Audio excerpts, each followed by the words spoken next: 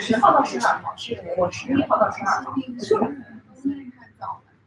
啊不，10号、11号、12号，一次在北京买。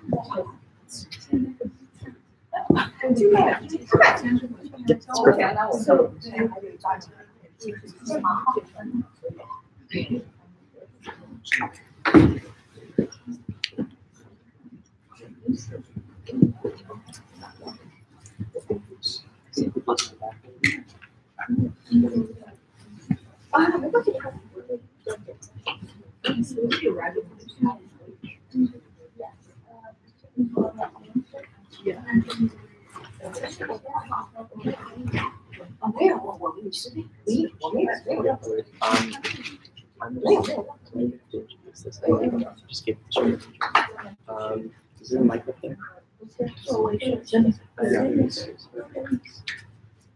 I'm just gonna wait for a while. Did he just go up? Yeah, he's just up there.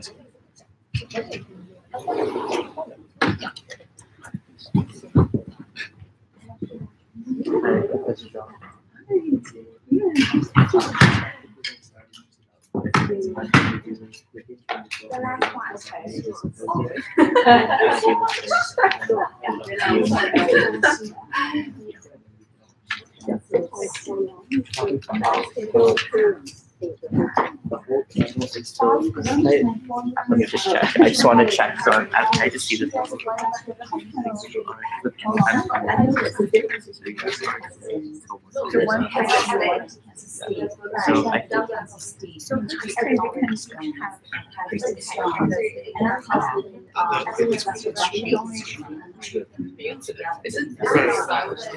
We have a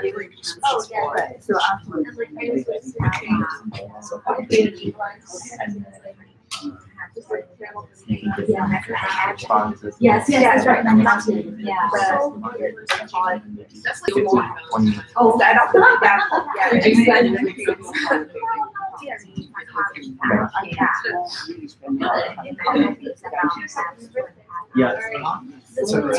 yeah. I think sometimes. Yeah.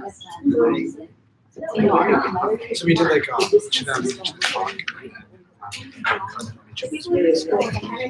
Oh, okay. what is it? So also the thing that's like this balance, unbalanced. I think most of the problems yeah. You want me to move it? I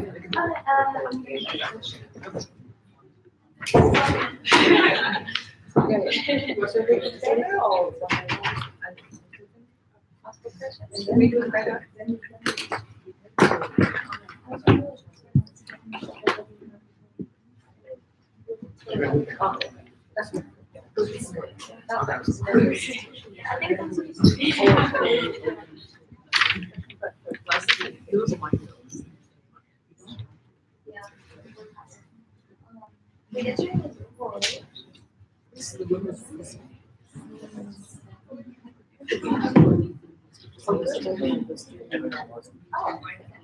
Oh, okay, so it just takes 15 minutes. Oh, yeah. So I'm going to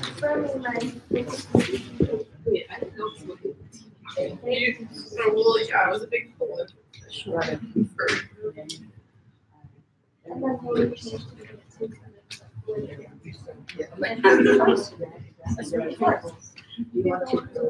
Either is fine.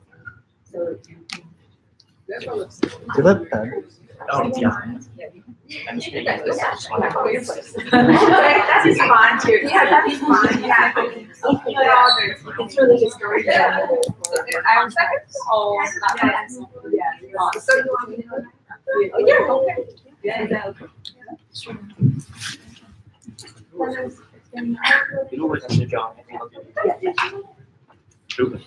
Have you written thank you notes?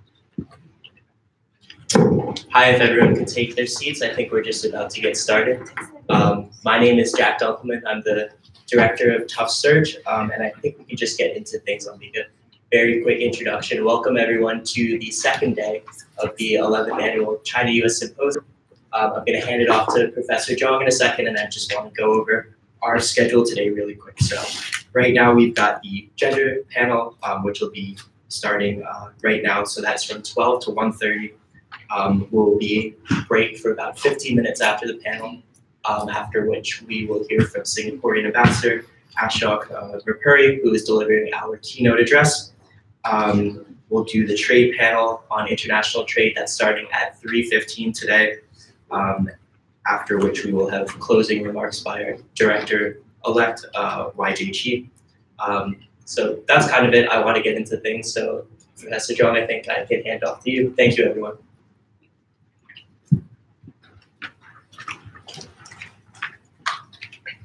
My name is Xueping Zhong. I teach here at Tufts, mostly modern Chinese literature and culture. I'm the moderator for this panel, and the panel's title is on gender relations. The title is Power Dynamics: Navigating the Legacy of Patriarchal Past in China and the United States. And there are three panelists. Professor Otis, I think, I don't know if I pronounced her name incorrect, but anyway, the professor from University of Oregon couldn't make it, so we have three panelists. I'm going to briefly introduce them, and then they're going to give their presentation. So I'm going to go by the order where they sit. Professor Teo is an associate professor of history and director of the Asian Studies program at Stony Hill College. She specializes in modern Chinese and transnational Asian history. And she has taught at Baldwin College, Northeastern University, and Harvard University. She teaches, her research focuses on Chinese migration and diaspora from the 17th century to the present. And she has also been a research associate at the Fairbanks Center of Chinese Studies at Harvard University. And our second to Professor Teo, out in the middle, Professor Wei Xiao. Professor Hui Xiao. Both of them has the same last name, maybe two different characters. Hui Xiao is an associate professor of modern Chinese literature and culture at the University of Kansas. She has published a book called Family Revolution, Marital Strife in Contemporary Chinese Literature and Visual Culture, and has published articles in various magazines and collection of essays. And she's working on a new book project about youth culture in contemporary China. And the last professor to introduce is Professor Wei Xiao. Professor Xiao is a professor of philosophy at the Tsinghua University in China. So she had to actually fly all the way to Beijing for our conference, and we really appreciate that. She's also a member of the International and East Asian Bioethics Association member, and she apparently is interested in both women's issues and bioethics issues. She is the author of 8 monographs and has published widely, and there are about 200 articles. So this is my brief introduction of the panelists. Let's welcome professors here to give their talk.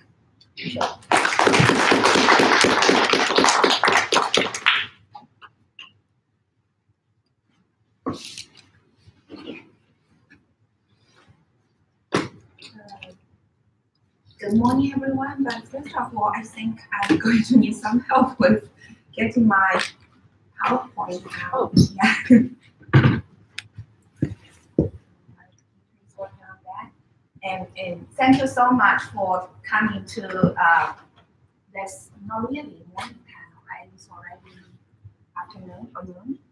But thank you for coming to our panel, on Saturday and with a nice weather outside and before winter comes back again to Boston tomorrow. So thank you very much. And also thank you to Professor Zhong Laoshi for a very nice introduction.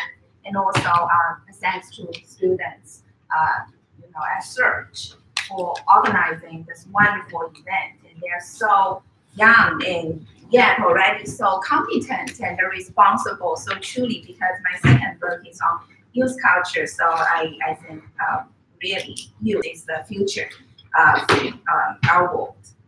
Okay, so as you can see today, the title of my talk is The Fourth Wave, but with a question mark. Feminisms with Chinese characteristics in the new millennium.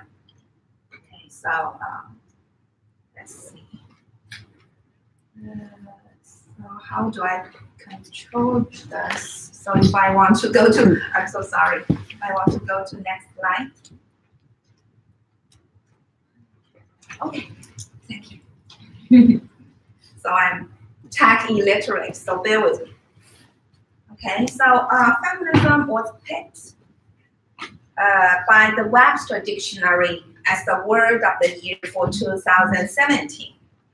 Quote, the word was a top lookup throughout the year, with several spikes that responded to various news reports and events, including the Women's March in Washington, D.C., and also the release of the TV show The Handmaid's Tale and the film Wonder Woman, and the most recent Me Too movement. Weaving together progressive cultural representations and social activism in public and virtual spaces, the latest development of women's movements strike against the post-feminist backlash that deems feminism as no longer relevant in today's world. So do we perceive a parallel development in Chinese feminism that continues the legacy while going beyond the previous three waves? So the first wave at the turn of the 20th century, if you are familiar with modern Chinese history and particularly the feminist thoughts and practices. And then second wave, state feminism during the socialist era so basically you have Mao's declaration that women hold up half of the sky. And then you also have this turn to the market-based liberal feminism after the economic reform in the 1980s. So to tackle these central questions, currently I'm co-editing with Professor Ping Zhu this volume called Feminisms with Chinese Characteristics, 1995 to 2017. So, and actually we have the honor to have Professor Zhong here contribute one chapter to that volume. Okay. So, and then why 95? What's the significance of that particular year? 95 marks a historical milestone in the development of the Chinese feminist movement. In September 95, the Fourth World Conference on Women was held in Beijing, which led to the publication of Beijing Declaration and Platform for Action, so two documents, to promote public policies facilitating female empowerment and gender equity. Following the conference, China has seen significant social and economic developments that have exerted a tremendous impact on Chinese women's lives and feminist practices. So to give you this kind of simplistic summary, basically we can say there are two prominent trends. First, because of the widespread use of new technology and media. And also in addition to constant transnational flows of ideas, values, populations, and cultural products, China has never been so closely integrated with the world, and the Chinese gender-related issues have grown to be more than merely local matters.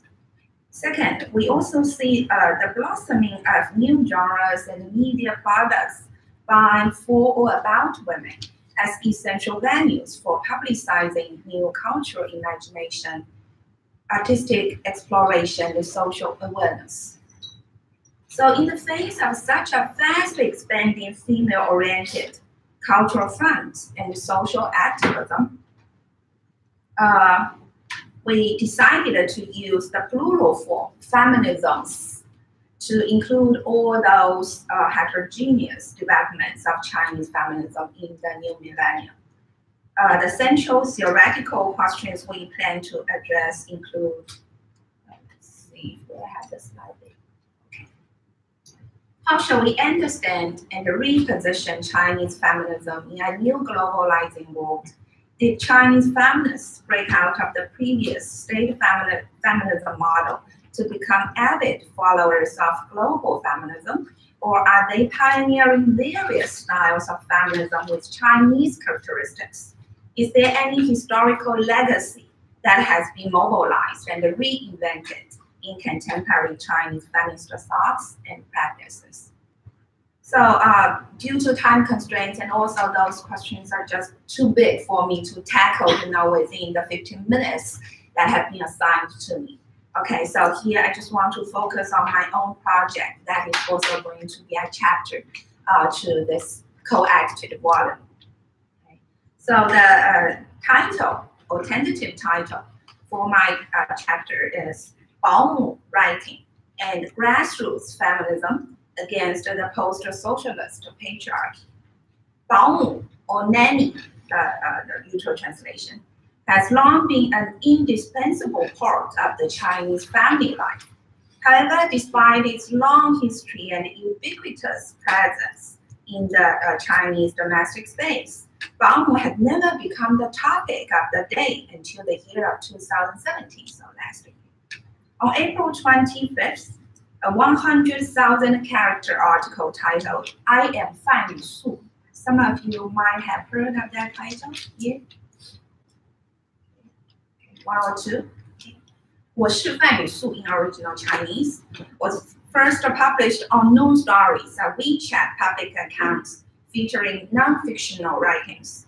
This lengthy article is an autobiographical account of a 保姆, or nanny, named Fan Yusu, who currently lives in the Pi village on the outskirts of Beijing that is excluded by the normative middle class space. So when we talk about normative middle class space, normally we're thinking about those ideas of urban, orderly, clean, well organized, and often gated. It deals with the author's everyday experiences of performing and also violating various gender and class-related roles, including daughter, wife, single mother, primary school teacher, migrant worker, and 保姆, of course, at different stages of her 44 years of life. Within 24 hours, this article was viewed for over 100,000 times and disseminated fast and wide through hundreds of thousands of republications on both social and print media, including some of the state media.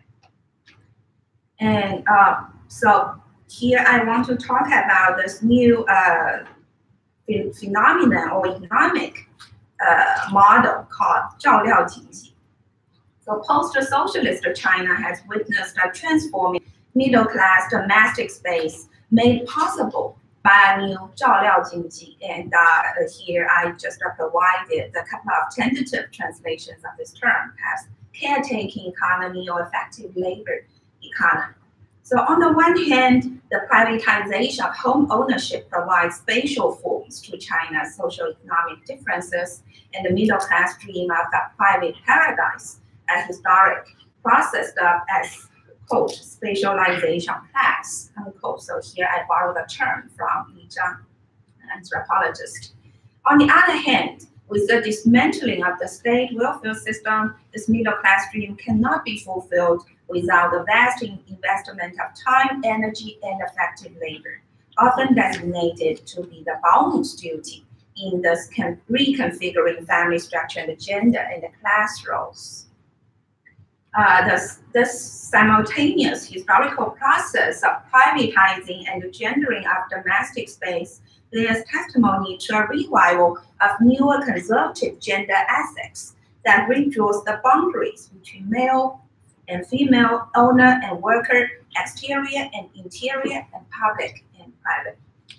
Against such a social cultural environment marked by increasingly strict master-servant class order with an eroticized gender hierarchy, Fan Yusu's self-writings are particularly significant in providing alternative 保姆 narratives, so from the perspective of a living nanny. Born in 1973 to a rural family in the Dafo village, Hubei province, she first worked as a primary teacher in the village after graduating from middle school. Unable to put up with the boredom of country life, Fan went to Beijing as a migrant worker, first as a waitress and later as a living nanny. Due to domestic violence, she got a divorce and became a single mother of 2 young daughters. I Am Fan Yusu, the title of her autobiographical essay, reveals her ambition of constructing a new subjectivity through self-writing and that rehumanizes the masses of nameless and faceless silent laborers. However, the self-writing does not limit itself in this tradition of individualistic private writings, 私写作, that was once trendy in the 1990s, particularly urban-based middle-class oriented feminist literature. Rather, the very existence of the I is firmly built up on the foundation of the author's everyday interaction and close bonding with other laborers. Here I will examine 2 dimensions of this imagined commons in and out of the domestic space. First, the mother-daughter bonding, and then second, the literary commons in the P village. So at the very beginning of this piece, I Am Fan Yusu, you have this short biography of Fan's mother. So that is the opening paragraph of this long essay. My mother's name is Zhang Xianzhi, and she was born July 20th, 1936. At the age of 14, she was asked to become the director of the local women's federation because she was a good speaker and a problem solver. She started doing that in 1950 and held that job for 40 years. Unquote. This portrayal of an ordinary Chinese woman cadre at the grassroots level, 基层女干部, deviates from the iconic images of the silent and oppressed rural woman. At the same time, it is also radically different from the image of low-quality rural women who flood into the city to take the job of 保姆 or 小保姆 little nanny. On the contrary, although she is illiterate and young, Zhang Xianzhi is respected in the local community for being resourceful and outspoken. Through her mastery of oral language in its everyday use, Zhang is enabled to successfully solve people's problems and handle the communal affairs in the village. Therefore, she is elected as 妇女主任, director of women in the village, to join the grassroots governance in the country. In stark contrast, in Fan's self-writing, her father appears to be a nameless, shady character with few stories or few words. Not only does he lose his name in his daughter's narrative, he also gave away the conventional patriarchal power of naming his children in real life. All the 5 children's names were given by Fan's mother. Therefore, the loss of the naming power not only testifies to the weakening of patriarchal power, but also highlights the essential role played by the mother in her daughter's growing experience, self-knowledge, and appropriation of conventional gender roles. In addition to connecting with the maternal generation, the legacy of women's liberation, Fan's active involvement in the P village literary activities further identifies her not as an isolated worker-turned-writer, whose overnight fame is only a result of middle-class curiosity of and constant hunting for the exotic and the sensational. Rather, Fan's literary trajectory starts with her love for books since childhood and develops in her daily interaction with fellow worker writers living in this close-knit local community of the P Village Literary Group, 皮村文学小组. So a little bit more about the P Village. The P Village is located between the 5th and the 6th ring road of northeastern Beijing. Although the revving engine noise of airplanes taking off is unbearable due to its geographic proximity to the capital international airport, the cheap housing rental price and the low living costs still draw tens of thousands of migrant workers to the P Village. In 2002, Wang Dezhi and Sun Peng, two migrant workers living in the P Village, co-organized the Young Migrant Worker Troupe, 打工青年文艺演出队. Later, with the assistance of several co-workers, they rented two courtyards in the P Village and founded the Migrant Workers' Home. So here you have a picture of this migrant worker home, 公有之家. In this communal space, several supporting units were also established. So you have Tongxin Experimental School to provide education for migrant workers' children, and also Tongxin Center of Career Development, and later developed into the Workers' University, 工人大学, to equip young workers with better education and up-to-date professional training, and also the Museum of Migrant Workers' Culture and Arts. The P Village Literary Group is one of the communal units that aim to facilitate workers' everyday lives and forge a sense of community among them. The literature group of the Migrant Workers' Home was established by Fu Qiuyun, who graduated from the Workers' University in the fall of 2014. Fan Yusu was one of the first participants of the group and attended nearly every class before she moved out of the P Village to work as a living nanny. This faster-growing literature group has been compared to Yan'an by Wang Chunyu, a migrant worker from Hebei province. He wrote, quote, "Just like revolutionaries at wartime who trekked thousands of miles to get to Yan'an, I rushed to the P Village as if marching on pilgrimage, as if traveling back home," unquote. So in this literature group, workers feel connected and respected. They find their rights to speak and to express themselves with words. Writing is no longer a privilege reserved exclusively for intellectuals or professional writers. Workers can also pick up a pen to articulate their thoughts and tell their own stories. Their writings are not isolated texts competing for the recognition of the mainstream literary history. Rather, they speak to each other to weave together an intertextual network of intersubjective space of literary community. And so, therefore, instead of reading Fan Yusu as this exceptional and legendary Baomu writer, as the mainstream media have suggested and thus labeled her, I argue that actually she serves as a node in this new literary network that is buttressed by collective solidarity in the spirit of an emerging grassroots feminism. So, on the one hand, Fan's self-writing about the figure of Baomu nanny as both this individual identity and collective denominator cannot fit in squarely the discursive models of state feminism or market feminism. Rather, grassroots feminism highlights the cultural creativity and historical legacy of a multidimensional gender subject of Baomu, generated at the intersection of multiple forms of inequalities along gender, class, and urban-rural division. On the other hand, the formation of such an intersectional subject is only made possible by the construction of a larger literary and social collectivity. Through exploring a reconnection of individual experience with feminist traditions and historical legacies, Fan Yusu manages to reinvent a new literary imagination of self and collectivity that speaks to a utopian impulse urgently needed among grassroots communities in contemporary China and beyond. Thank you.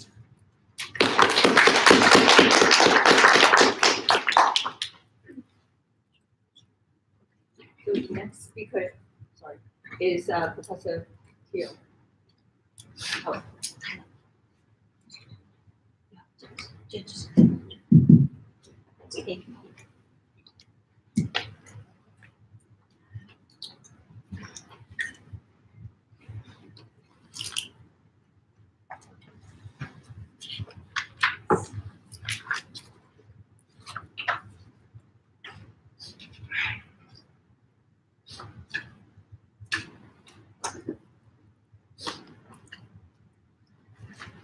So, good morning, everyone. And for my presentation, the visuals will basically be the screen. So I apologize for not having PowerPoint, but I thought I would do something a little bit different and really just speak in terms of bringing up a few points for discussion. I think my understanding was that, you know, as a historian and coming from a historian's perspective, perhaps what I could do would be to raise a few things as background for further discussion among the panelists and yourself. So please, as you know, I'm talking, do feel free to make note of any questions you'd like to ask or areas for elaboration. Okay, so let me begin with this. How many of you have done any kind of recent reading or just seen on the internet images or news items regarding female education in China? Female graduates from schools, graduation rates, and this is supposed to be me presenting, but would anyone care to just maybe volunteer what they remember seeing, anything striking, any interesting numbers or pictures that you've seen? It's Saturday, it's not class. I'll let you guys know. Okay, well, here's something interesting that I found as I was doing sort of a quick Google search, if you will, just trying to find images of female education in China, because this happens to be my area of research. I came across an image that was quite striking, and more than one really. And these would be your classic sort of college or university graduation pictures, you know, a group or a lineup of several young women who are just, you know, celebrating a happy moment. But there was more than one image where you would see that underneath the graduation gowns would be, you know, short shorts or short skirts. And you know that because the young women would oftentimes lift up the gowns to, you know, show the legs underneath and so forth.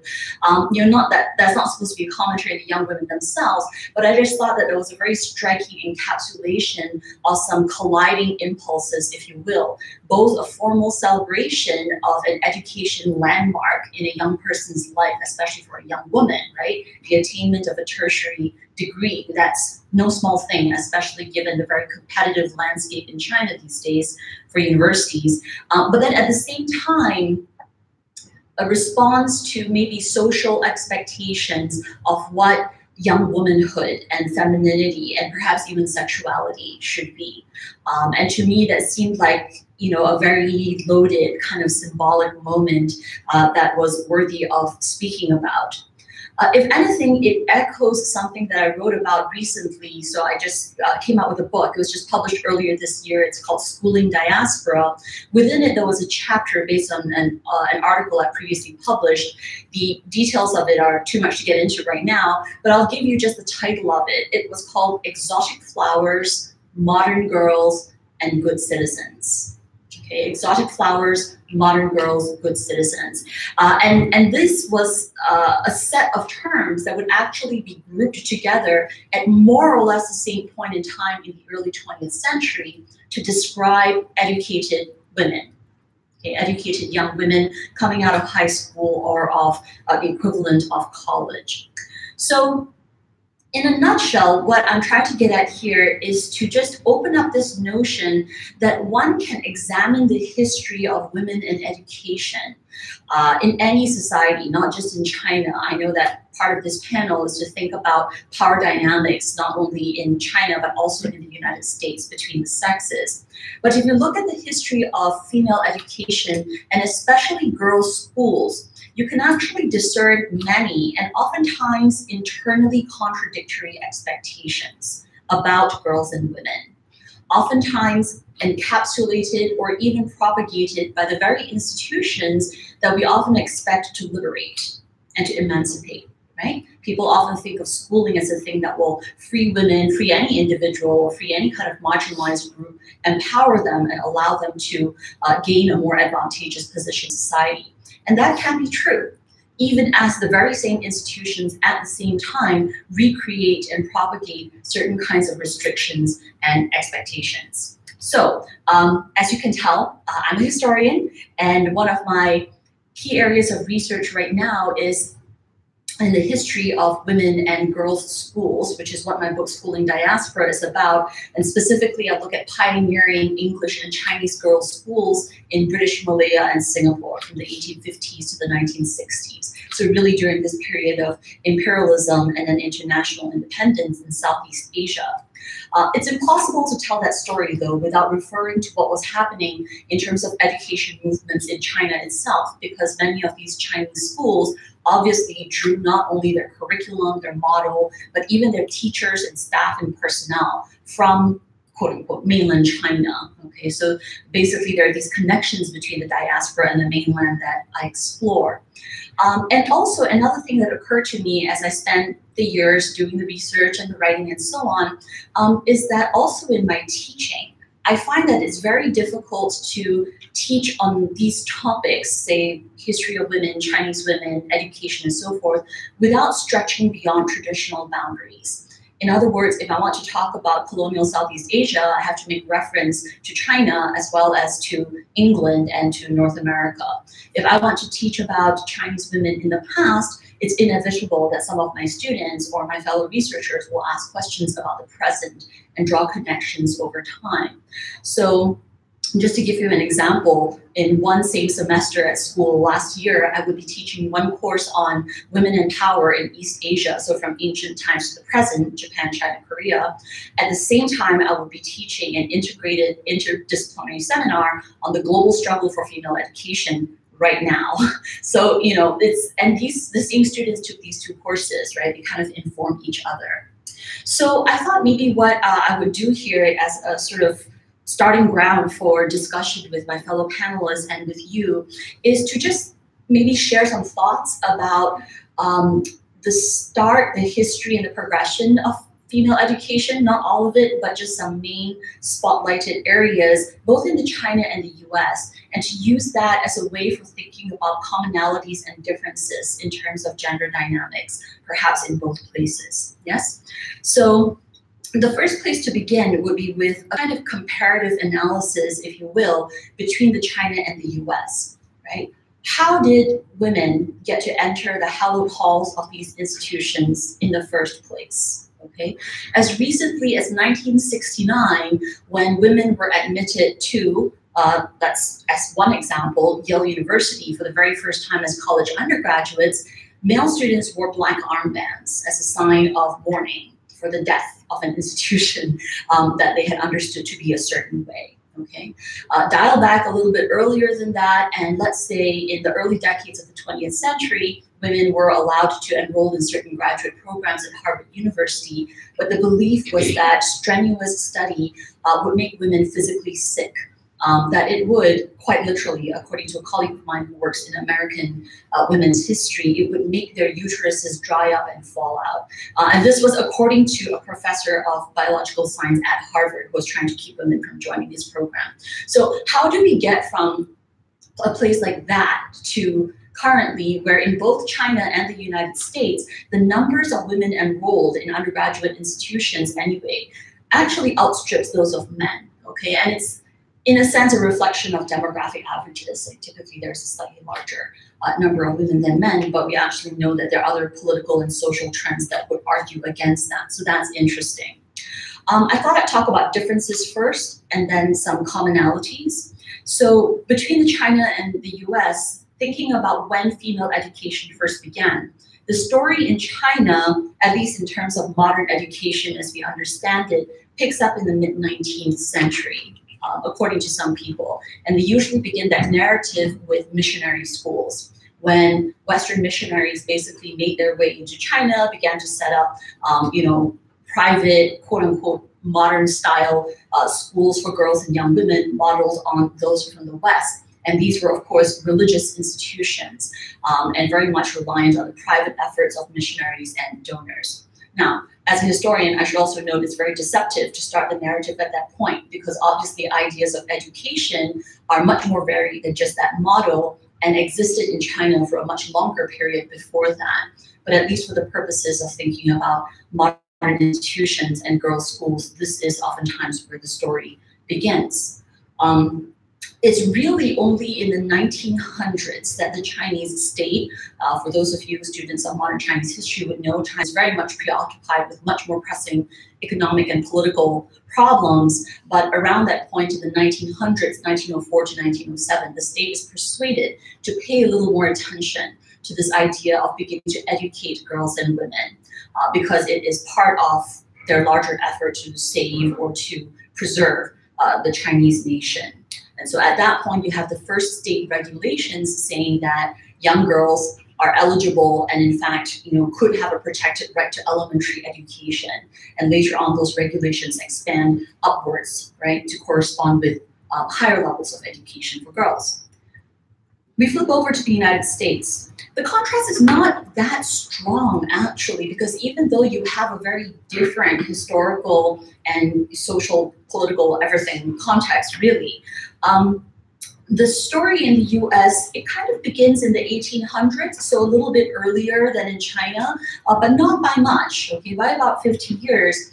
And it's really at this point that there's a movement amongst women in America to introduce something that's modeled on the finishing academies or the finishing schools of Europe. Anyone heard of finishing schools before? Okay, they seem a little outdated today, but they were very important because they were these places where young women, especially of good standing, could go to learn how to be young ladies. So you would learn some basic literacy, basic numeracy, but also home economics, music, literature, art history, things that are for reflecting good breeding and good marriage prospects. Okay, in both China and the US, these institutions would turn out potential teachers. So both places had teacher training programs. In China, they were called normal universities or normal programs, basically. And in the US, the idea was that these young teachers, women themselves, would then be qualified to teach in female institutions, right? Teach their female charges. Okay? And then similarly, it's not until the turn of the 20th century, thereabouts, where you get American state colleges and universities, so state institutions, being willing to accept female students. Right? So it's not quite a centralized government set of regulations as in China, but again, you begin to see this expanding countrywide recognition that there's something new afoot and that maybe some of these institutions could get on the leading edge of it. So that's the kind of comparative historical analysis. We begin to diverge quite a bit here because, as we know, the stories of China and the United States in terms of national building, if you will, really diverge around this point. With China, there's this very powerful focus on national modernization that's kind of kicked in the late 19th, early 20th century, and that is going to seize the attention of the state and of all the people within it for a long time. Obviously, very different historical pressures and currents. In the United States, there are other kinds of challenges, but the way that this affects female education is that instead of focusing on national modernization per se, women's education begins to turn towards the vocational, meaning that schooling programs are now beginning to focus on teaching young women not only how to be good domestic workers, but also to do certain kinds of vocational work should they come out into society. Okay, so again, just two broad strands of differences. In terms of sociocultural and political dynamics, I wanted to just mention maybe 3 points that we can think about discussing in a little bit. One is something that I mentioned, the idea of educated women as part of a modernizing movement. Okay. The second is, quote, the woman problem.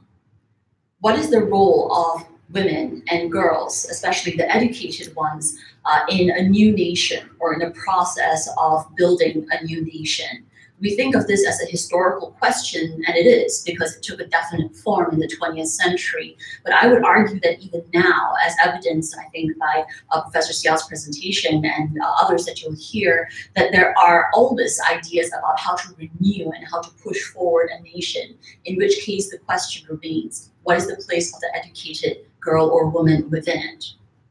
And then third, perhaps a return to the original theme that I mentioned of contradiction, okay? Education seems to open up possibilities, not just for women, but for both sexes, all genders, opening up new possibilities for work, for life, for relationships on a personal and a public basis.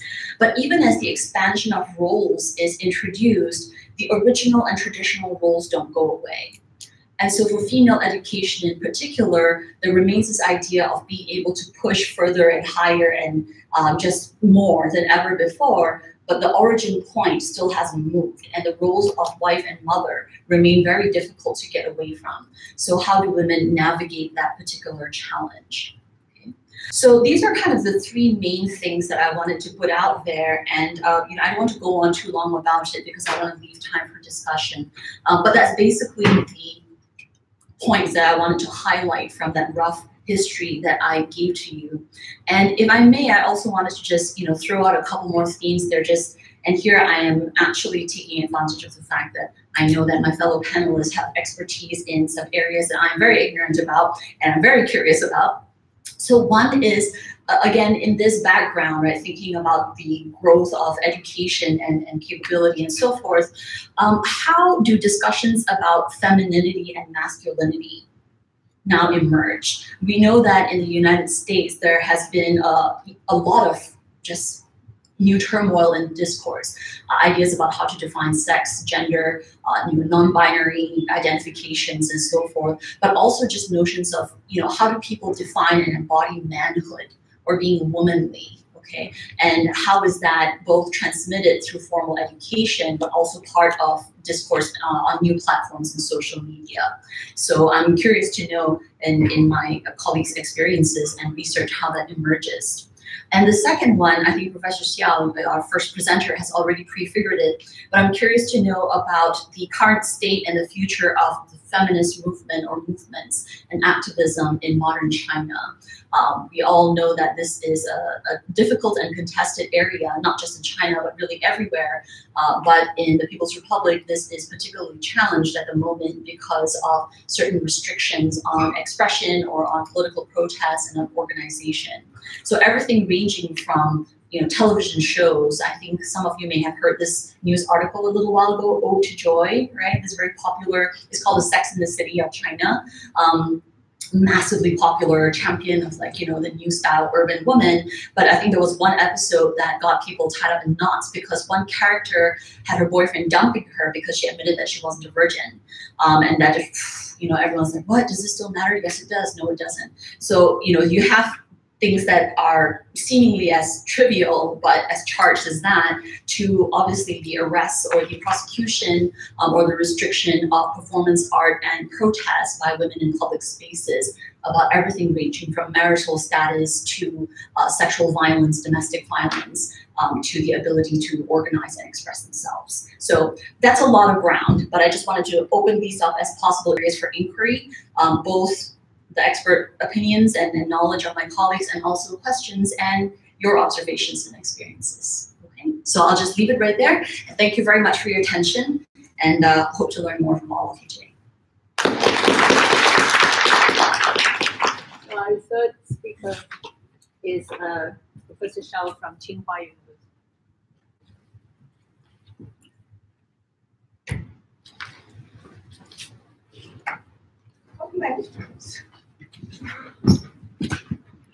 Sorry, it's not American, not Chinese.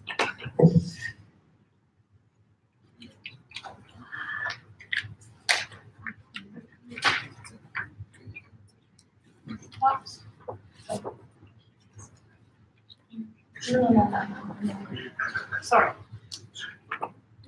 We have the same family names. Same surname. Right.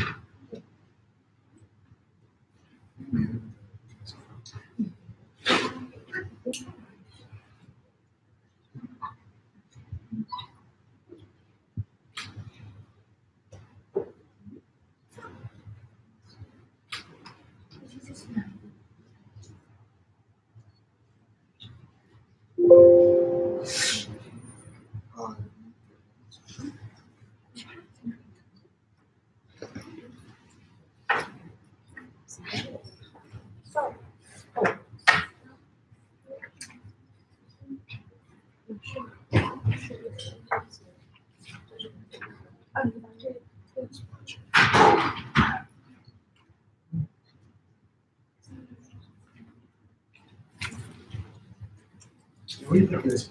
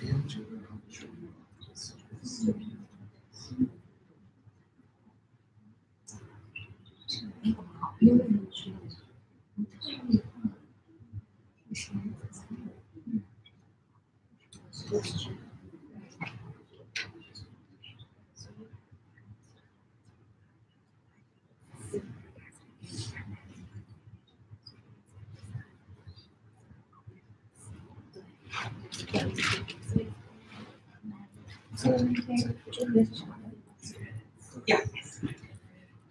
Sorry. No, I got it. So I'm very happy to be here, and today maybe I will talk a little bit in philosophy and talk about Chinese culture. So my title is the gender equality and navigating the legacy of Confucianism towards the world of today.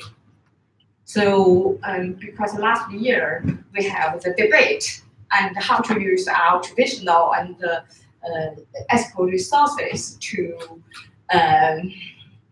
bring today and to help the Chinese women and to reach the goal and gender equality. So I am going to talk about this the sixth part, and firstly I try to introduce the background of Confucianism, and second I want to make a question. So why should we link Confucianism with the modern gender equality? So this is the question, because when I have a conference, I also ask. And Chinese, the feudal system is typically and patriarchal system. So and Confucianism and not address and gender equality, and why how to use this traditional philosophic resources. And the third part I want going to talk about that Confucianism contain the idea of gender equality, and the four and the relationship between the Confucianism and the patriarchal past in China, and five I'm going to talk about how to evaluate Confucian values, that there is to be and prudent difference between the men and the women. And the last one, and I want to discuss with you these questions: can Confucianism provide with the value support for the emancipations of the Chinese women? Let's base the first Confucius, and you can visualize a portrait. So it's a handsome man, and like the Greek philosopher and Socrates.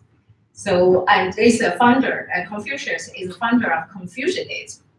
So, and if you try to understand what is Confucianism, you should back to the Chinese history and Chinese traditional and society. So, I make some and characteristics and of our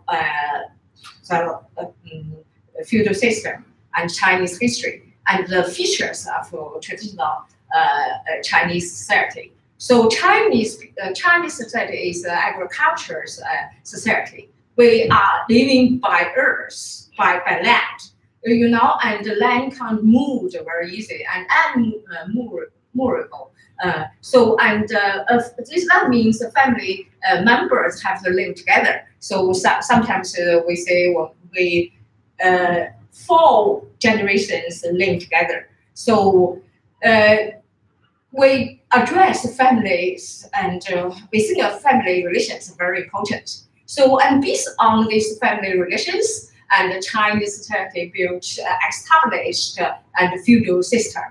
So, and what is morality useful? I think the purpose for morality is in our traditional society is try to give every person's roles and based on their family relations. So, and when we talk about the background of Confucianism, we still think and the spring and autumn period. So by that time, and Confucianism came from. So, and by that time, is a society because the new and relations of production. So, and society and disorder. So, and the moral rituals and rules and overturned a class. So, and Confucius think about how to make the society in order again. So, Confucianism, the aims to explain the moral rituals for the peaceful society. I think this is the purpose. So, I want to address at some point the purpose of Confucianism from ethical thinking. And firstly, and try to Confucius and try to putting the society back into order. And secondly, try to provide reason for the maintaining the family relationship. So, and third, and citing one's own social roles according to his roles in family. So one's roles in public domain is extensions of his family role. So the last is purpose and try to build the peaceful societies. And peaceful societies comes from the peaceful family. So when we talk, we ask some of the foreign professors, how do you think Chinese culture? And they say Chinese culture is a faith culture.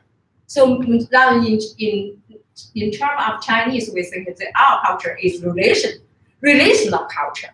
So family relations is very, very important because of our culture. So, and this is confusion and the moral ideal and the self cultivating and regulating the family, then running the country well, and ultimately and achieving universal peace. So the first, you should train yourself, then your family, then you go to the country. The last one, you achieve the universal peace. So from the family. So you can see this word from the Zhang Zai and the Song Dynasty, the philosopher. And the heaven we call father, and the earth we call mother. I'm so insignificant that in the modeled the cats, the way of I duel between them. And therefore, with regard to the what directs to the movement of heaven and earth, I am a part of its nature. All men are my brothers from the same womb, and all things my companions. So this is something I say always representative Chinese and Confucian's culture. So what is women roles? The key role of the women in family. So you can see this painting, and the mission for women is reproduction, and her body is more important than her brain. So this is also another painting, and the women's like the washboard. So, and we heard this a lot of story about 3 inches lily feet. In the past, the women have to have a pair of the small feet to be called as beauty. So this is the rare picture. So, and you maybe heard a lot of our Chinese culture. The man is masters external affairs. Women is mistress of domestic affairs. Women are inherently and then weak, and sweet, dependent, and instincts from the worldly successful. They are expected to keep the feminine and virtues, for example, to laugh without exposing teeth and stay at home without to have interest in any social activities beyond the family, beyond her family. There are three and unfulfilled parties. The worst one is being without offspring, and women are thought as a means of bearing children. If the women does not bear children, this is one of the accepted reason for a man to abandon his wife.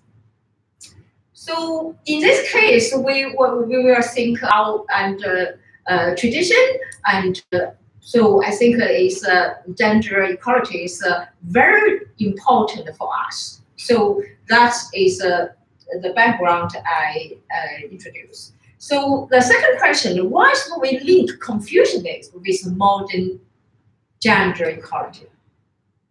How to treat the legacies and patriarchals of Confucianism? So I have already given a little bit and the Chinese women's and past what their role in society, what their role in family, and how do you think and how to treat the legacy and patriarchal and Confucianism, how to promote Confucianism in a creative and innovative way.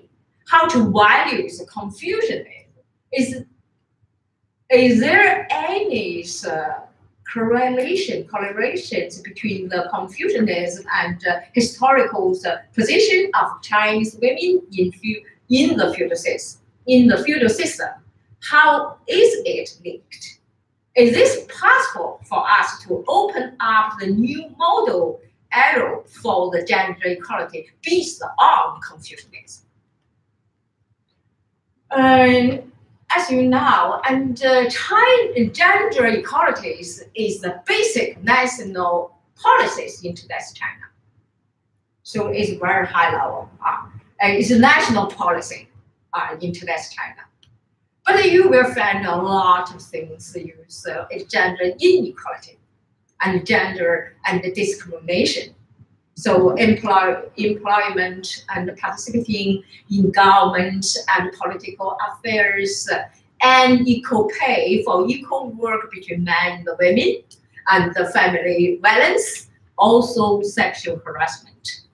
So recently we have a lot of debate on sexual harassment, even on the flag. And I see this the short message later, and when I back to Boston. So, but the short message from the journalist asked me how to evaluate. Recently, we have reported a lot of several cases and sexual harassment in university, and the professors have some affairs with his female student, sometimes, and very harmful, and the female students and suicide. So this is a hot topic and recently in China. All the issues we can be accused of discrimination against the women rooted by the patriarchal tradition and Confucianism. We can say that. So you can see this painting, and with Chinese people, we often say today we treat women as children, and treat children as pets. So and women are very commercial. This is LV bag. So this is commercial. It's also pursue and economic interests. So and why we put the two things together? So we discuss the issue and the relation between Confucianism and gender and equality. And I think there is two meanings. The first of all, it means the contemporary feminist philosophy thinking has already penetrated into the social cultures of all the countries worldwide. So, and next one, I think is a very important task for today, even for philosophy and conceptualizing some fundamental concepts in terms of philosophy, such as women, what is women, what is nature, what is gender, what is agency, and what is autonomy, and what is body, what is man, what is region, what is emotion, as well as what is sexual difference. So all the notions, concept, category, we should rethinking and conceptualize. So secondly, and I think it's the key steps for Confucianism to go towards to the modern time and to go to the world. We come through the Confucianism because this is our blood.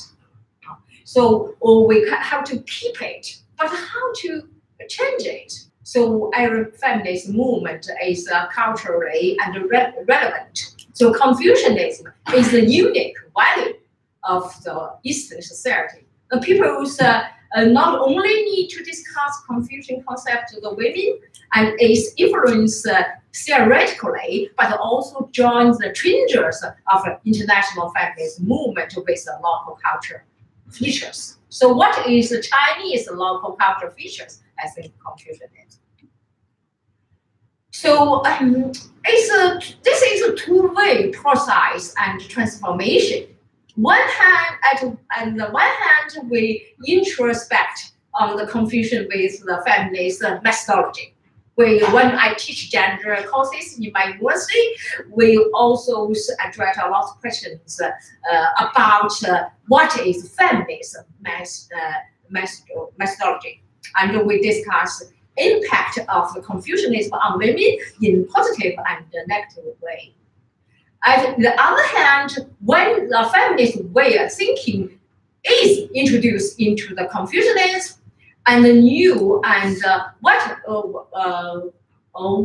ladies will be very open, and new disciplines will be cultivated, and the new open mind will be cultivated to achieve the goal and self-healing and innovating for Confucianism.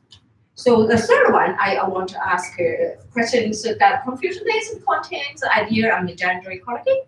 So because last year we have the TV debate and for the how to use the Confucianism into the modern time. So some of the male the colleague and makes this question. So I think we can't leave out the connections between the Confucianism and its history, traditions, male and superiorities of the women by addressing Confucianism has a historical limitation. This is not excuse. Even the Confucians have some view of the gender equality, and gender equality it doesn't belong to our time. And nor does highlight gender equality in the modern sense, in terms of the women's rights, subjectivities, autonomy, and the women's equality of the civil rights. So and there is traditional when my colleague talk and the women education. So we go back to Chinese history and historical and Eastern Han and dynasty, and Banzhou wrote a book as very famous. It's a women's textbook in her time. Is a lesson for women. Lessons for women. So and talk about yin yang and Yi Jing, and also the according to Yi Jing, and yin yang and not the same nature. As a man, as a women have the different characteristics and distinctive qualities. Yang is rigidity, and functions of yin is yielding. The man and honorary for their strengths, and women is beauty on account of his gentleness. So the women have the four and qualifications and virtue and word and appearance and work and women's work. And even Confucianism historically does not have the contemporary idea of gender equality, but it doesn't mean and the modern gender equality can't draw on the ideological resources from Confucianism. We still can use it. So, and for example, and the Yi Jing and the Book of Changes also address the road to heaven, saying that yin yang, the yin yang expresses the road. The people who follow it are virtuous, who are become successful by their virtue.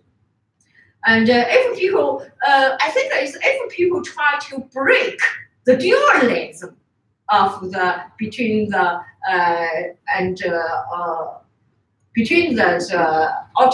alternativism between the yin yang and believe that both men and women have both yin and have yang and attribute. The theories of yin and yang can be used for pursue the goal of gender equality. I think it's by the past we just women is yin and man is yang, but I think today we should break this dualism, and within the man can be and have the character yin, and the women can have character of yang. So Confucian value also, and Confucian and the very important the moral value is ren and benevolence. We ren and pay attention to the families, the strategies, the self cultivation and self discipline, and in governing the country, and pay attention to the harmonies in relations. All of the which can be used transformed and critically. So, and fourth, and I want to say something about the relation between Confucianism and patriarchal past in China. The gender system is not accidentals and phenomena, but the way in which social realities is organized, marked, and experienced. The first, gender is a social and historical character. And secondly, gender is economic character. And thirdly, gender is political and character. It introduces power relations, is also is the product and macrocosm of the certain social power relations. Gender still are the cultures and category and professional and legological cultures and cases. It have been and shaped and differently in the different time, culture, and society. So Confucian is also yes, I should be correctly. Confucian is also advocating and sexual insensualism and sexual and dichotomy, and also and value and hierarchy. So we try to say move on throughout this one and to try to rebuild. So this is the case. So when I prepared this presentation, so I saw some video and the park, some park in Shanghai, and the park corner for looking for husband and wife. So, and women, even women, if the girl is over 30, even educated and very beautiful and independent, but they treat as a house, it's a good house, and the type of the house is very good, but not in the city center. The city center is also very, very expensive, is in the far away. So this is so we still treat the women as a property. So, and how to evaluate confusion value. And so what is so the value is there is so be and difference between the women and men. So with Chinese people, I talk the 男女有别. That means 别 means the difference between men and women. So, and when we talk the 别, we have to think about 3 questions. How to understand the difference, how to make the difference, how to, at least 2 questions, and how to understand the difference, how to make the difference. What's the difference meaning? So I think we have to judge this 别 and change it into the for family's purpose. So, and the 别 is not only just the 别 is 别 means the difference. Just the difference is a moral judgment. So, and back to the traditional societies, the difference we can say 3 difference, 3 categories. The one is different status between the men and women, and another is the difference in division of the labor. And the third one is adequate, and means this is the meaning. So, and but today I think we should still keep this gender difference. And the difference of gender difference is an important way of thinking in contemporary and feminist philosophy. So, and so why we treat we think the difference is very important, sexual difference is very important, is because every woman, every person is aware of the multiple identities as a subject. So we treat 别 means we should and treat respect these identities. So last one, and can Confucianism provide with a wider support for the emancipations of Chinese women? I think yes. Confucianism is extensive and profound.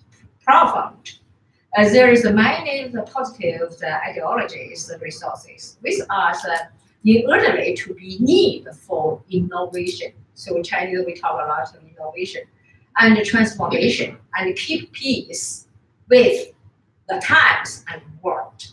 So Confucius need to go to the world. So, and one important way, I think, is my idea from family relations, and from families cultivate the virtues for deal with the relation between husband and wife. In Confucian family ethics and cultures, there's always argue what is the beginning or root of a family ethics. According to the I Ching, the book of changes, is the virtue for dealing with relations between husband and wife. And I think that all the philosophies and the famous philosophies, classical philosophies like the book of changes and Xunzi and Confucius mentions, all attempt to build the network and harmonious relations between the men and the women, between the family members, between the society members. So happy family and harmonious society are our final goal, and Confucian final goals. So, and in the Chinese philosophy, we need to I think we need to do more research on the feminist political philosophy, and talk about gender justice. And gender justice is a core issue for Chinese feminist philosophy. and how to understand justice and the gender justice. This is the big questions, the philosophy questions, the ethical questions. So we will talk later about time to start. So, and you can see the Chinese as a socialism society. So we have core values of socialism. It's a Chinese and the slogan. If you go to Beijing, you can find everywhere here. So only 24 characters, but very important is our value system. So, and in this case, so we showed to do and bring out traditions to contemporary China, and to use Confucianism to follow the goal of the gender equality. So, and we need to develop the Confucianism in innovating way, and also we need to do more gender studies and to talk about gender questions and use our philosophy tradition. So thank you. Thank you. Thank you very much. Okay, so we have about 15 minutes remaining, right? Can we just over time a bit? Okay, so we have the instruction. We can have a little bit more, maybe 20 to 25 minutes for discussion. So let's just maybe open the floor for questions, and then maybe the panelists, if you want to comment or have questions to each other, you can go as a reversal. Okay, questions, comments? Hi, you discussed educating women as modernization, and I talked a lot about how China can't progress to full modernization without educating a lot of the peasant population. Do you think that educating women is something the Chinese government will emphasize in the future? And does that affect like marriage prospects? Because I know that's a big thing and kind of leads to like backlash against education, seeking education. Do you think that, I guess 2 questions, but like will the government emphasize that? And do you predict backlash?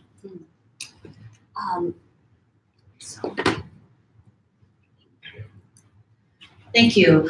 Yes, so 2 pretty large questions, both having to do with education of women and then its implications. First is, will the state more strongly promote education for rural women who have actually been left out in very large part of this whole modernization of education in the People's Republic? And then secondly, what are the implications for marriage prospects? Because we know already at the present that urban educated women are choosing either not to get married or to marry later, if at all. So how will this play out? I can't claim to have the full answers for both. I think in both cases these are predictive questions, right? What's going to happen? And I think for the first question, please correct me if I'm wrong, my fellow panelists. My sense is that it is clearly a glaring lack. It's an inequality, but I wonder if the state is more preoccupied with other more urgent and potentially socially disruptive trends right now. Rising economic inequality, making sure there are enough jobs for those who already are educated, ensuring that the population of educated women, if that's going to be the starting point of consideration, that they marry and reproduce at the rates that the state requires. Because currently, in the medium to long term, China is facing a problem of an aging population. So basically people are not having kids at fast enough a rate to replace an aging population. I think potentially those issues might actually crowd out consideration about how to increase educational equality between rural and urban populations. And it's not just rural girls, but rural boys as well who are losing out on this bargain. The second question about the implications for marriage, the backlash, probably, but again, it's, I think it would just kind of come as part of that package of larger social changes that should there be increase in educational opportunities for girls and women, urban, rural, anywhere, you may see shifts in marriage practices.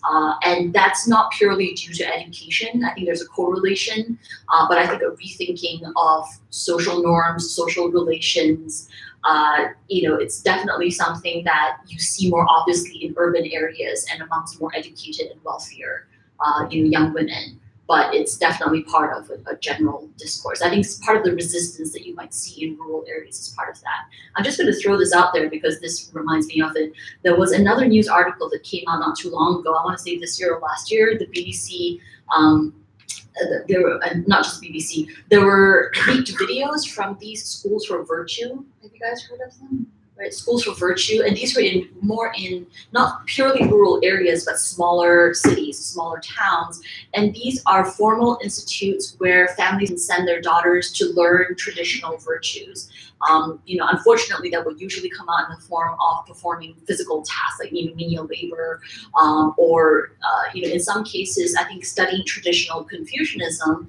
But Professor Xiao can speak to this through the lens of learning to be an obedient wife and daughter and so forth. So it's education of a sort, but it's coming from a very traditional perspective. And some of the leaked videos showed women on their hands and knees, like learning how to scrub floors and clean toilets, the old-fashioned way without modern appliances. And so there was a very big backlash against that was completely contrary. The government actually cracked down on that. So a lot of competing trends. Just something to think about. If you're curious, you can go and look at the story. I can follow up just one sentence comment to add to that. So when we talk about education, I think a lot of times the questions we want to ask is, who are making the rules for education, for what purposes? Like either to start to train rural women or rural girls to become qualified laborers for this booming urban economy, or just for an urban middle class family to bring up this traditionally virtuous ladies so that they can become good wives or wise mothers, that kind of traditional gender role. So a lot of times when we talk about female education, and then we have to stop and ask those questions first. So whose education and who are making the rules and for what kind of purposes? So the power dynamics is definitely.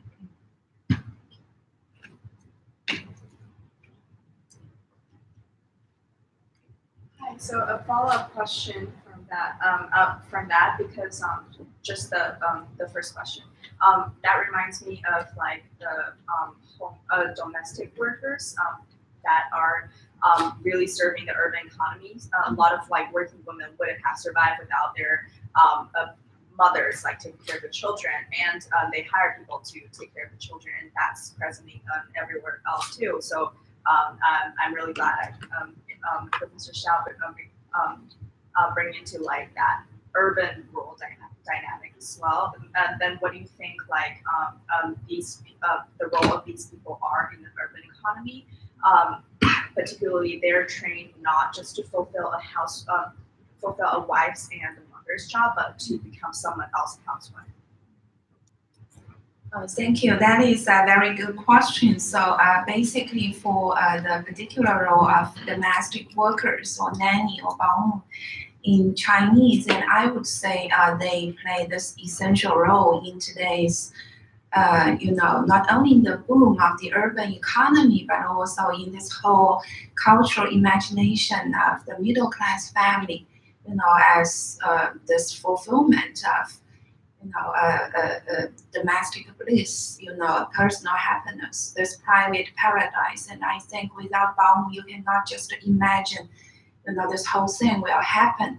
But the thing is, for this particular group of laborers, and they are often considered to be, intimate strangers, for middle class families, because on the one hand, they are living together with you within the domestic space, on a daily basis, and they, provide something like this surrogate, maternal figure. So not only household chores, but a lot of times, caretaking, affecting labor. So you do have this very, close bonding there and emotional, effective bonding. But on the other hand, you also have this not only gender-based division of labor, but also very much class-based. So this new owner versus worker, or employer versus employee, that kind of relationship. So some of the, public intellectuals or or writers, they even argue we really need to set up the very strict boundaries there. So business is business. So they're just working for you. So the effective part, the intimate part, should not be taken into account when we talk about the role of domestic worker in your everyday life. So that is why a lot of times they are really struggling in this kind of dilemma. And another thing about this particular group, so just like migrant workers, so they play such an indispensable and essential role in China's booming urban economy. But I think in a sense they are even more vulnerable and isolated than migrant workers because basically they live in other people's domestic spaces. So the working environment is kind of claustrophobic. So they are isolated from each other. So that is why, I think Fan Yushu's writing is very important because it's not only about her personal experience, but also, to provide this kind of, a common identity, or you can say common cultural imagination that can provide a space, for domestic workers just like her, used to live this very, isolated life. So now they have something, this intersubjective space to rethink all those, gender-based and also class-based, and also, this along the line of this regional division. So you can think about all those different forms of inequalities because of this one piece of self-writing.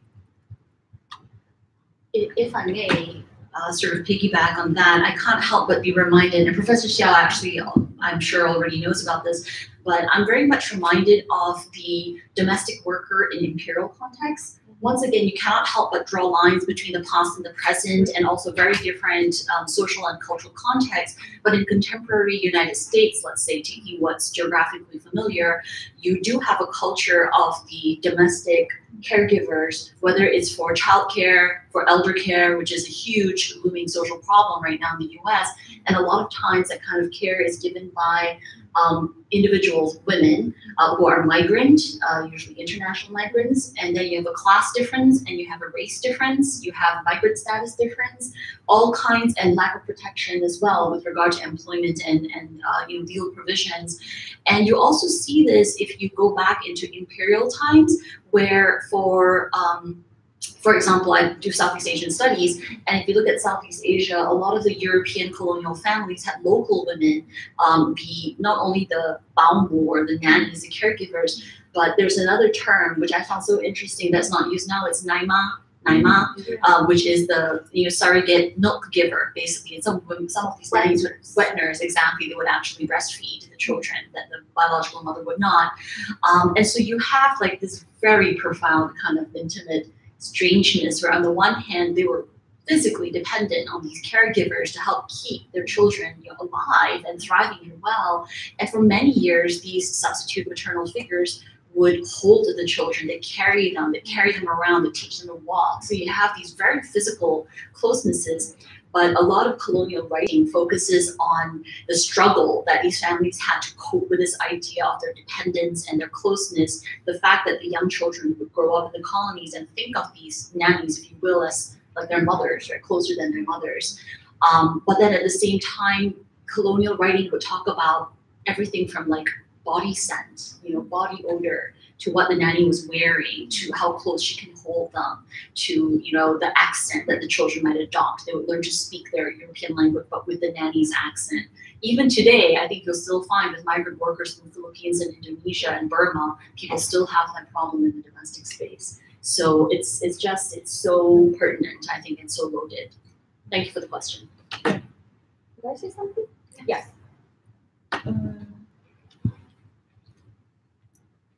I'm living in Beijing more than 30 years. I think it's on our campus, so I live in the campus. We have some migrant workers and female migrant workers to take care of the children and the babysitter and take care of the old generation. So if their children can take care of their parents, so they just to hire some migrant workers. But if we just say, yeah, yes, sure, it's a class difference, and because, but this is one way we say it's class difference because economic and conditions they take care, they have to take this job. But another way, this is I think it's for this female migrant workers still is a very good and way to make change. Because they can learning, they can open the vision, they can see and some things new they can't see in their home. So this is also means opportunities for them to make class and transformation with class and. I know some of the female workers, migrant workers, and in our campus, on our campus, and because they take care of the professor and take care of the older professor, take care about the teacher, so they learn something. And is really educated by this and how to call it, the persons they take care. So this is, I think this is a very good way to make change and self-training. Yeah, thank you. Since we're talking about like jobs and occupations that are some kind of has resonance to the women, to the biological roles of women characteristics, I am really curious about the fact and the question of surrogate mothers, which are parents or like maybe a single people choosing to have their or his or her child to be born by another woman. And this kind of women who kind of makes an occupation by this kind of activities is the surrogate mother. There has been upcoming discussions after the release of the one-child policy in China about desegregation. And there are two sides of the story. One is saying that about maybe a similar rhetoric of the nanny question of surrogate mothers who can support their livings by this kind of occupation is actually a transformation of a possible way of transformation of their social class. The other way is saying that the surrogation is another form of gender injustice upon women in China. I'm wondering how you might consider this kind of social. Surrogate mother. Okay, I can use this one, but I'm afraid I don't have much to say on that because honestly, I haven't studied it much. And I'm not sure in China, surrogate motherhood is not legal yet. In China, surrogate mother is not. It's not permitted in the legal process. However, there are several there are several reasons that they can use in escape of the legal process, including they can sign some kind of contract and define it as a contracted activity because they're like hires and they're themselves. Yeah. So my PhD students make this thesis on this title. So this is moral and also legal questions. It's a lot of debate. A surrogate mother.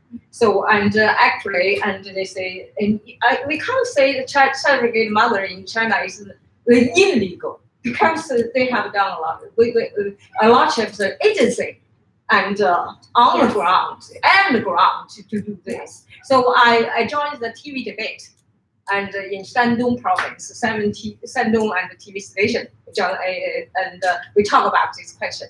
And some agencies and just go between, and we treat the agencies treat this question as a commercial. It's a business because you sell your body and you sell your body, and the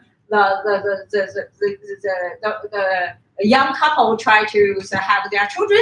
They pay the money and to buy the baby. So this is still in China. This we say green land. the green line. It's not white and not black, but in green.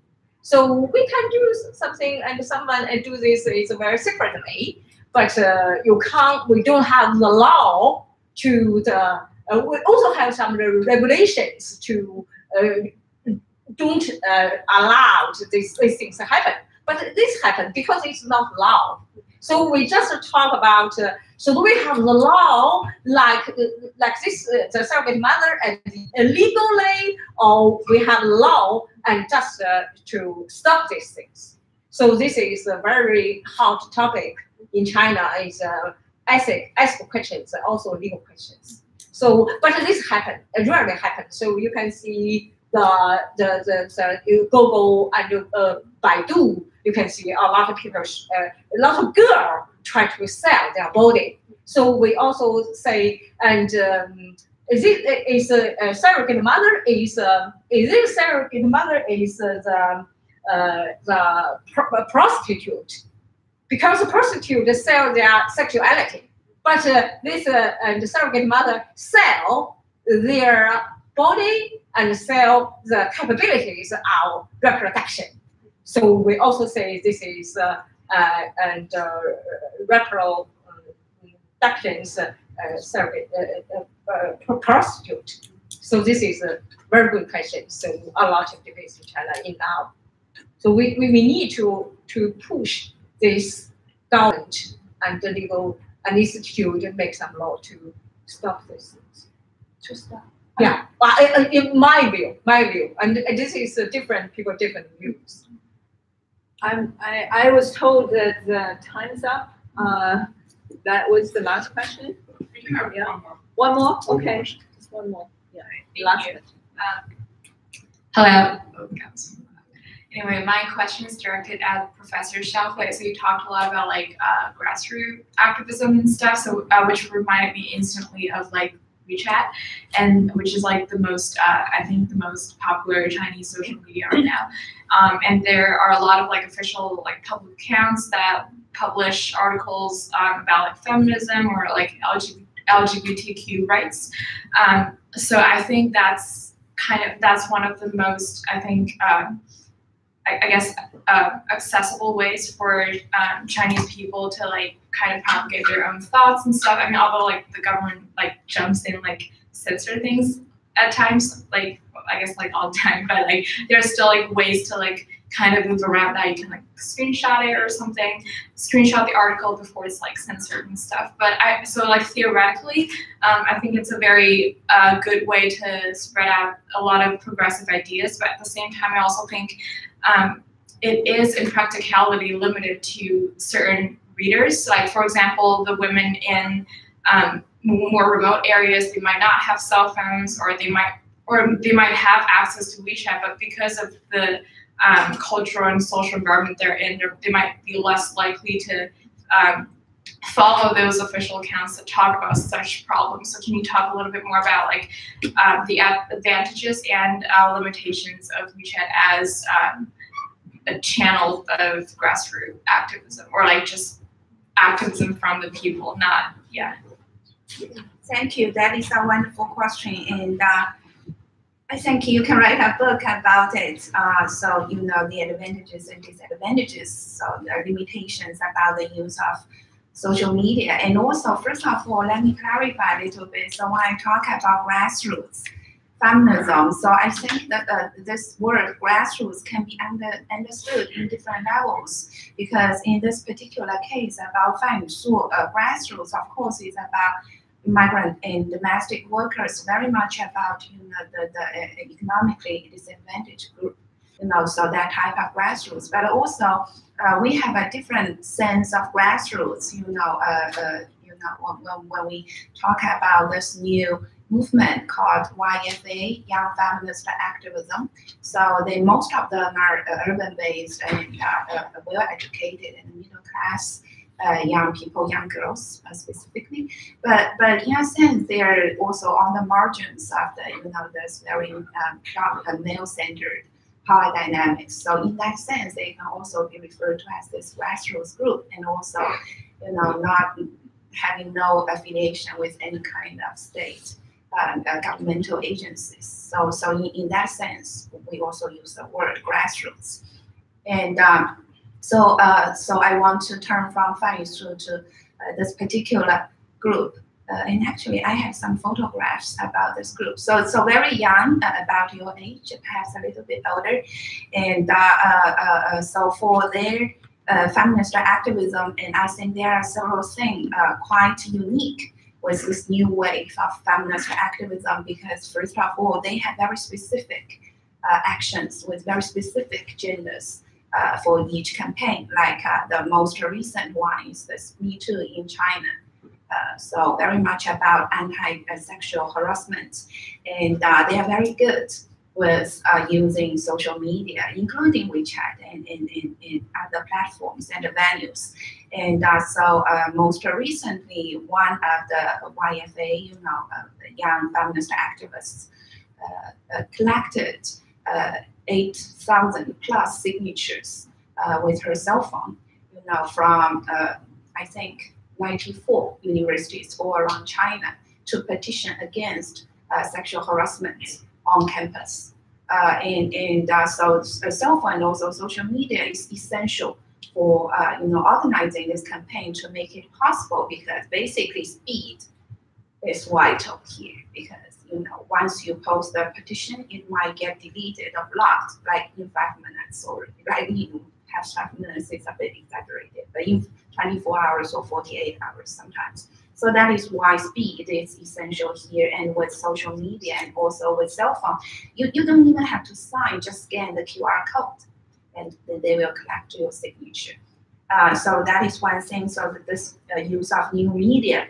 And another thing, because they have this very specific action and a very specific agenda, so sometimes they could make some real concrete achievements in the real world. So not only in the virtual space, but in the real world.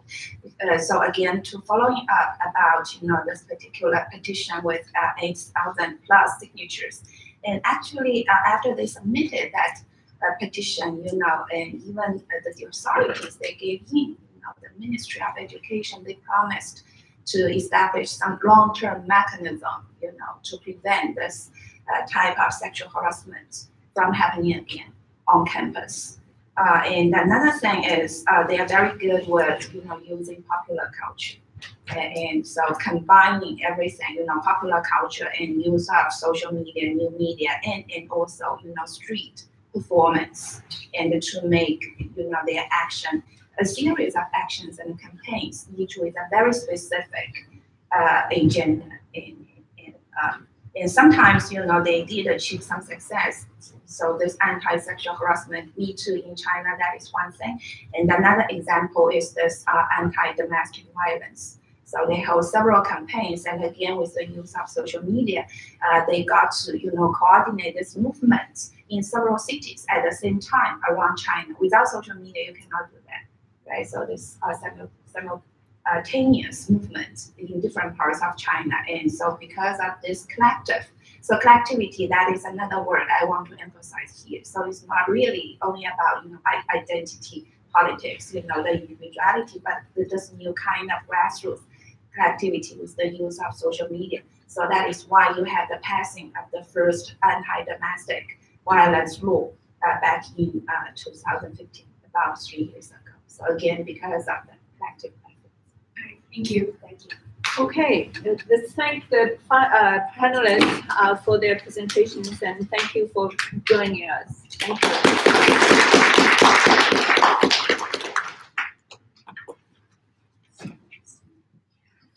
Thank you. Hi everyone, so we're gonna break for 5-10 minutes, and then we'll have the lecture by the Singaporean ambassador afterwards. So just hang out for a bit, and we will be back shortly. Thank you. Jack, did you want to get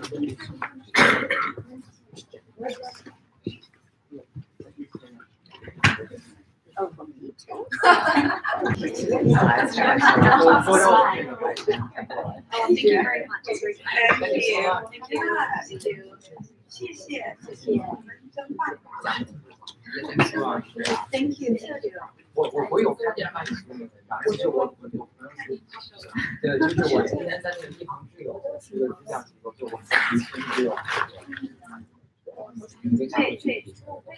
他们提出还有一个就是有在因为他这有很多，包括大学老师和学生都会有。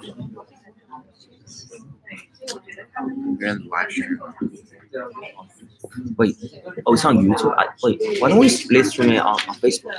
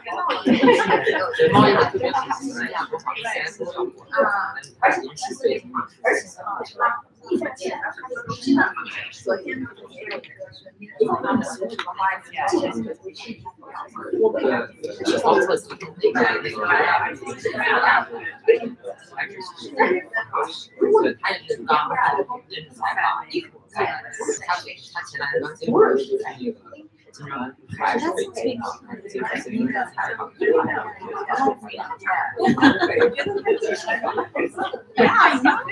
It's not a bad line. You know, I don't think you should feel sorry.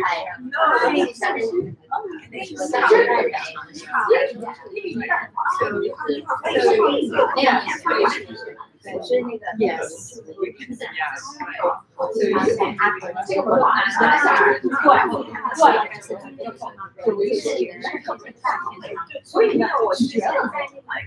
But it's such a relief.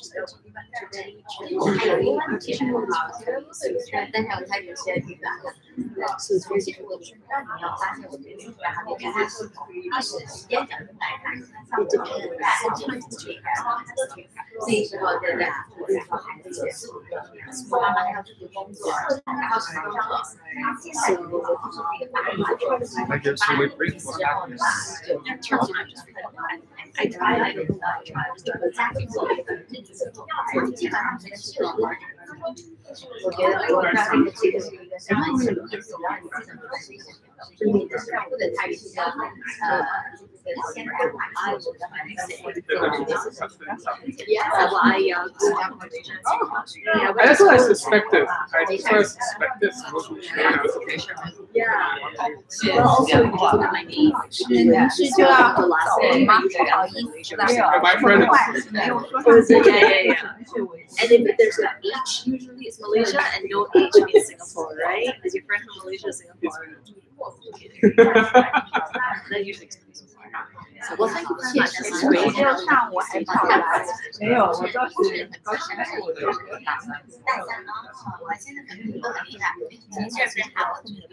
哦，还有这个也会录进去。I'm not sure that maybe still on. Yeah, that guy's big brother. Talk about social media. Brother's watching you. Yeah. 好像每一年的都会有。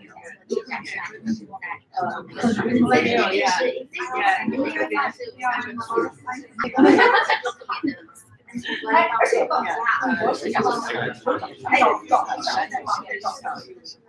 以我就那就抓不他。应该多来看人好，对吧？也靠谱。但是另外一个什么很有意义，但是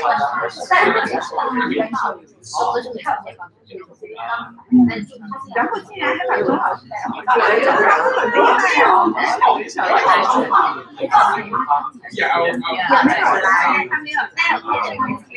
还临时叫他的那个什么人，不要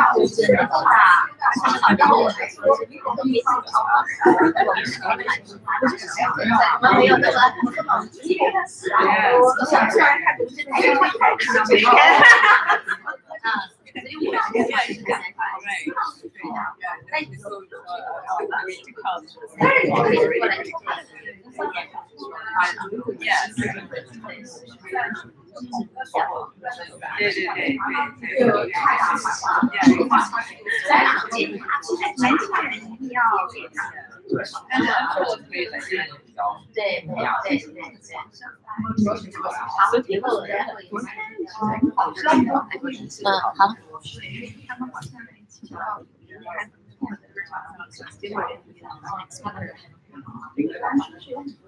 但是呢，他喜欢，而且是学菜的，而且是啥按片。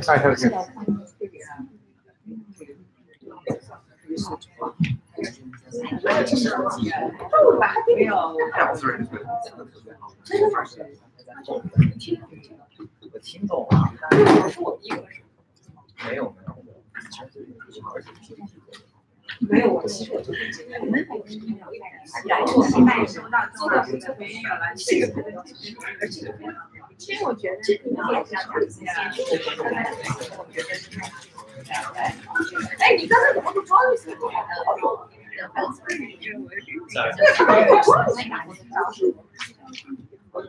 是啊，他这个是我也这个还跟我们非常的这个。